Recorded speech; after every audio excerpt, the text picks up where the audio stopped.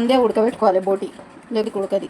ఇది నువ్వులు, కొబ్బరి పొడి, టమాటాలు మిక్సీ పట్టుకోవాలి. ఆయిల్ వేసుకుంటున్నానండి. చెప్తాను, ఇది బోటి కూరకి కొంచెం ఆయిల్ ఎక్కువనే పడుతుందండి, ఎక్కువనే వేసుకోవాలి. ఇప్పుడు ఆనియన్ వేసుకోవాలండి, వేసుకోవాలి. బ్రౌన్ కలర్ వచ్చేదా కొంచెం వేసుకోవాలి, బ్రౌన్ కలర్ తొందరగా అవుతుంది. అల్లం వెల్లిగడ్డ పేస్ట్,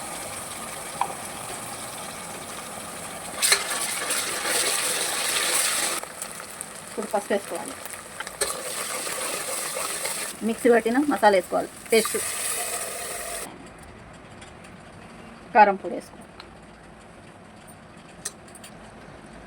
ఉప్పు వేసుకోవాలండి. ఇప్పుడు వేసుకోవాలండి,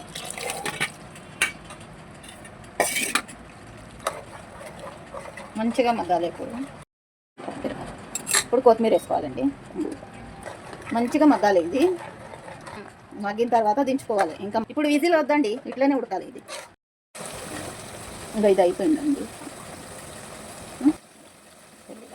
గరం మసాలా ఇప్పుడు కలుపుకోవాలి మంచిగా.